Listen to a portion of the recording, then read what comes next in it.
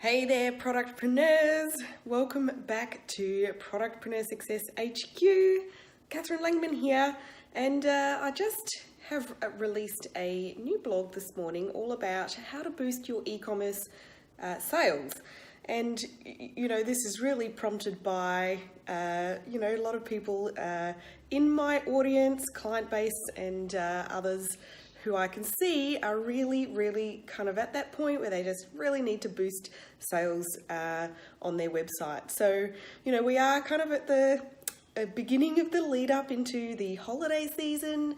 We're at the start of spring here in Australia, so new products coming out and being released and all sorts of things. But also, I have been hearing a lot of people talking about their website just not performing that great, and it's not converting the sales that they would really like, and not really knowing what to do to fix it. And it can feel a little bit demoralizing, I know, when you see, other websites that or other businesses that you can see that they're just doing absolutely amazing things, and the green-eyed monster can get the better of us sometimes, and we want to be like that. And fair enough. So my latest blog post, you can see in the link, gives you 12 ideas for how you can start to boost your e-commerce sales fast. So these are, quick stop ideas that you can kind of get up and running really quickly, and they should give you a fairly quick boost to your sales. So without further ado, I've got my list right here behind me, behind the camera. So the first idea, and this is in no particular order, I don't have any particular favorites on this list. So in no particular order, the first idea is to run a clearance sale. Now, as I said, we are in a new season, so if you do have any old season stock lying around, now is the time was about, the latest time that you might want to get rid of it.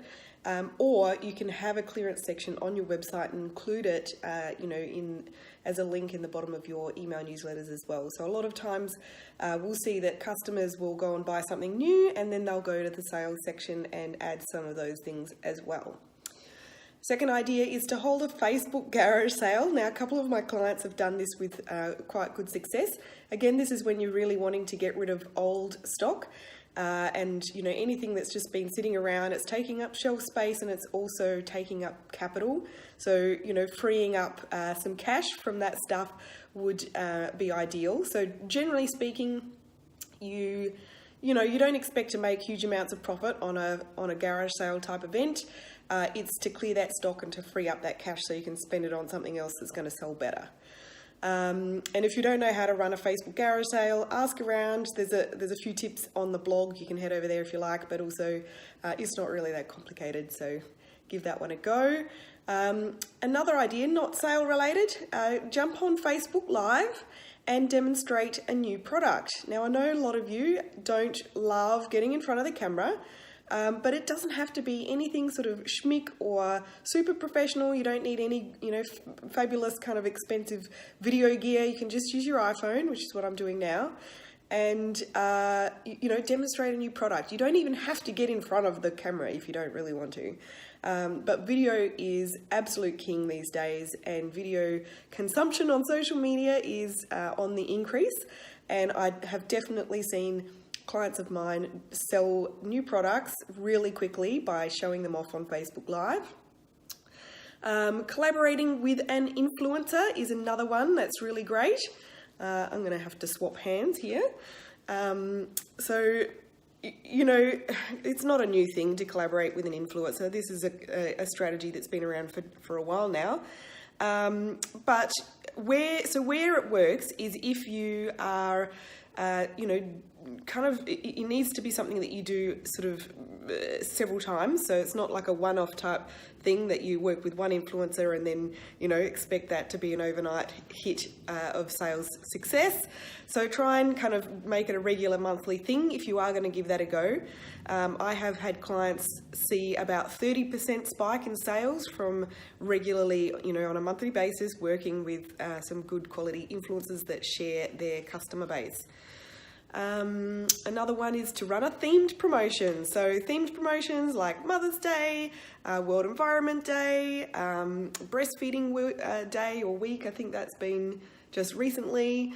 Coming up, there's obviously Black Friday, Cyber Monday. That's a pretty big campaign. But, themed promotions like, even something like something to do with spring now that we're in spring. Pick some kind of an anchor point that you can theme a promotion around. Put together some cool bundles that work with that theme and pull together some imagery that relates to the theme and get that out there on social media and email and of course on your website. What else have I got on my list? Promos like buy 2 get 1 free, that sort of thing. Any kind of bundle that entices a slightly bigger average order value is good for you, but it's also giving good value to the customer. They usually work really well.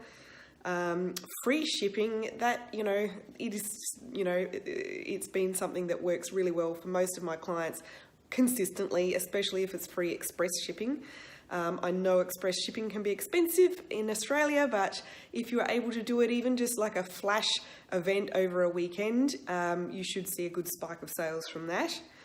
Another cool idea, and again, this is not a discount related thing, is if you run a loyalty program, remind your loyalty point holders to use up any points that are due to expire. So that's, that takes a little bit of digging around in your system. It's not too onerous though, and you may see some good sales from that, especially if you combine that with some other kind of promo as well, so give them some kind of excuse to get onto it. Do a product launch. So I'm a big fan of pulling together, comprehensive product launch campaigns. And I definitely have some other blogs on my website that you can go and check out if you want to find out a bit more about how to run a solid product launch. But if you do have anything new, don't just put it out sort of in the mix of a newsletter. Make a big song and dance of the new stuff. Really bring people's attention to what is new and invite them to come and buy it. And if you have several things that are new, don't launch them all at once. Kind of split them up and give everything a little bit of its own attention, if that makes sense. Running a giveaway. Now, how on earth could a giveaway drive sales for you? Well, here is a cool idea. If you have a product that's, one of your most popular products, preferably something that is of a reasonably high value, like a couple of $100, offer that up as a giveaway, run it for a month. Excuse me, I'm at the tail end of a cold at the moment.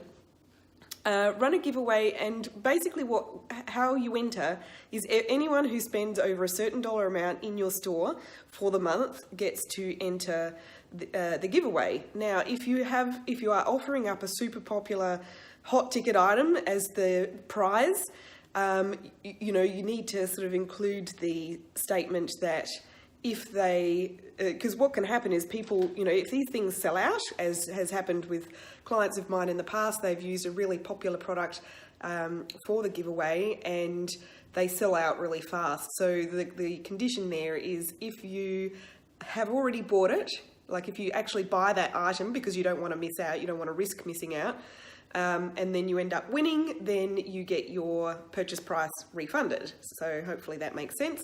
But that can really drive some good sales as well.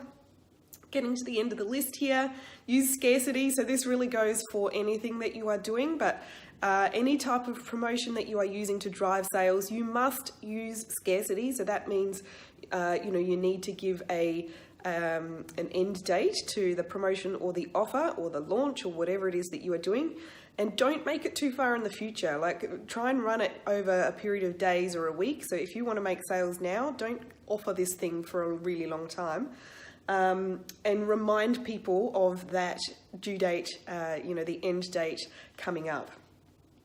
And the last thing that I have on my list here is to use Facebook ads, and I'm meaning targeted Facebook ads.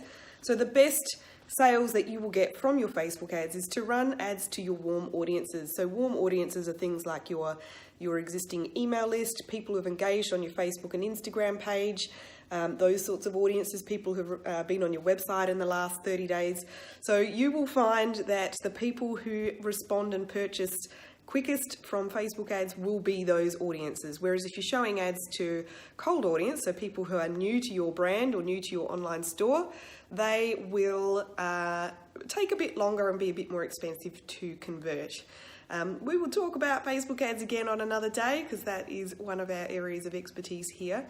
But not today. I just want to give you some really tangible ideas that are quick to execute to, really get your sales up and pumping as quickly as possible. One last thing, if you're still with me, one big reason why you may find that your sales are not rolling in as well as they could might be because of your conversion rate not being as good as you would like. There's certainly other reasons. There's, many reasons why a website may not be converting as sales as well as you'd like. And if you would like to identify what that is, I actually have a free website audit that will actually help you, a website assessment that will help you to figure out what is the actual sales killer that's happening on your website, because it is a little bit different for most different websites. So if you'd like to have that free website assessment, there is a link. It's on the blog, but I'll also put it under this video. It's bit.ly/e-commerce website assessment. I think that's right. I'll put the link there and make it easy for you to just click on it. So go and check that out as well, and see if you can figure out what is the bottleneck in your online store. Is it conversion rate? Is it a lack of traffic? Is it a lack of awareness? Or what else might it be that is causing your site not to bring in the orders as fast as you would like? So that's all I've got for you today. I hope that's been a little bit helpful. Definitely leave me a comment below to say g'day. Let me know which idea or ideas that you are going to implement in your store. And if you go ahead and take that website assessment, leave me a comment to let me know what was your recommendation.